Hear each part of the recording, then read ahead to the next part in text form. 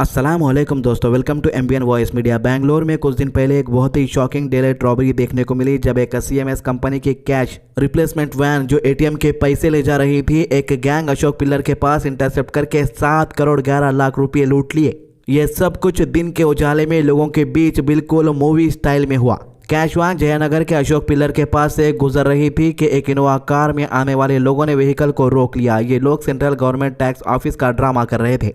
उन्होंने CMS staff को बोला कैश डॉक्यूमेंट वेरीफाई करना है और पूरी वैन को घेर लिया। ड्राइवर, गनमैन और कैश हैंडलर सबको इनोवा में बिठाकर डेयरी सर्कल के एरिया तक ले गए। वहां जाके स्टाफ को गाड़ी से उतारा और सीधा सीएमएस की वैन लेकर भाग निकले। जब सीएमएस टीम ने इंसिडेंट रिपोर्ट किया तो तुरंत बेंगलुरु पुलिस ने सारे मेजर एंट्री एग्जिट रोड पर नाकाबंदी सेट कर दी। Dairy circle, Hosur road, Kola road, हर जगह से सीसीटीवी फुटेज कलेक्ट किए जा रहे ताकि इनोवा की मूवमेंट ट्रैक की जा सके। पुलिस काफी जल्दी इस कंक्लूसिव पर भी आए कि शायद इस पूरी प्लानिंग में कोई इनसाइडर इन्वॉल्वमेंट हो सकता है। इसलिए सीएमएस सिक्योरिटी के 4 स्टाफ मेंबर्स जो उस वक्त गाड़ी के साथ थे, उनसे बार बार क्वेश्चनिंग हो रही है।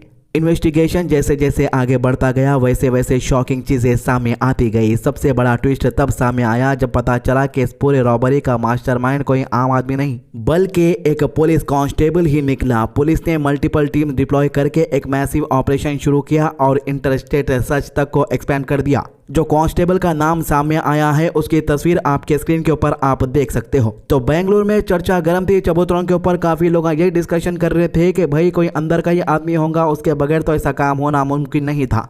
और उनकी यह सोच सच साबित हुई। इस अग्रेसिव सर्च का रिजल्ट भी जल्दी सामने आ गया। बेंगलुरु पुलिस को एक बड़ा मेजर ब्रेक थ्रू मिला जब 2 अक्यूज्ड को तिरुपति से डिटेन किया गया। ये दोनों अक्यूज्ड बेंगलुरु के बंसीवाड़ा एरिया के रहने वाले निकले और रॉबरी के तुरंत बाद सिटी से भाग गए थे। उनको तिरुपति से पकड़कर बेंगलुरु ले आया गया और अब इनसे पूरी इंटरोगेशन हो रही है कि मास्टरमाइंड से इनका क्या लिंक था और पैसे कहां पर हाइड किए गए। इस वक्त बेंगलुरु पुलिस पूरी घटना की चेन को जोड़ रही है। इनोवा का रूट, डेयरी सर्कल पर drop off point, cash van के एग्जैक्ट मूवमेंट, जीपीएस रिकॉर्ड और वो सब लोग जिनसे पहले से कैश वैन के शेड्यूल और रूट्स का पता था। ये भी चेक हो रहा है कि सीएमएस स्टाफ कौन कौन सी रूट और कैश लोडिंग अनलोडिंग के शेड्यूल से फैमिलियर था।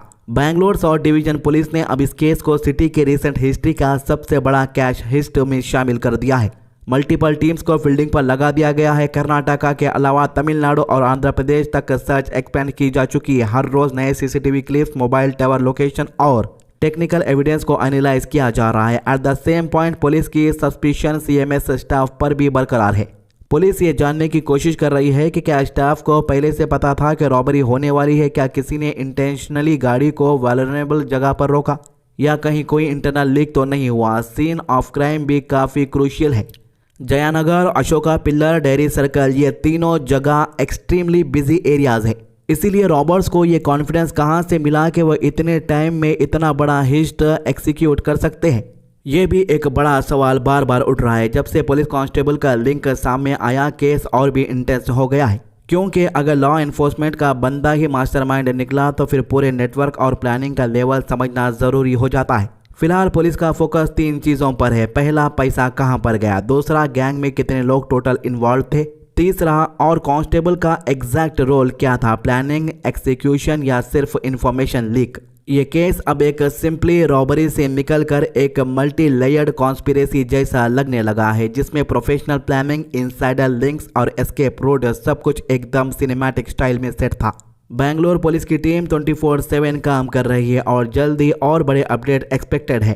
पब्लिक सबसे ज्यादा हैरान इस बात से है कि सबसे बड़ी रॉबरी दिन दिवाली हुई और ये लोग इसके बावजूद भी भागने में कामयाब हुए और अभी तक इनका कोई पुख्ता सुराग नहीं मिला है। तो एक तरफ जहां पर पूरे मुल्क भर में बेरोजगारी का आलम है, जो पढ़े लिखे लोग हैं उनको जॉब नहीं मिल रहा, लेकिन जिसके पास गवर्नमेंट जॉब है वो लोग ऐसे कामों में इन्वॉल्व होना एक बड़े खतरे की घंटी को दिखाता है। और जो गवर्नमेंट जॉब से वो लोग डेली उनके अपडेट्स ये आ रहे हैं कि एंटी करप्शन के जरिए उनको रिश्वत लेते हुए पकड़ा जा रहा है। सबसे बड़ा सवाल यहाँ पर यह उठता है कि जिन लोगों के पास समाज को सुधारने की जिम्मेदारी होती है, जिनको लोगों को सही रास्ते पर लाने की जिम्मेदारी होती है, वही लोग ऐसे केसेस में इन्वॉल्व होने पर क्या असर पड़ता है, ये तो आने वाला वक्त ही बताएगा।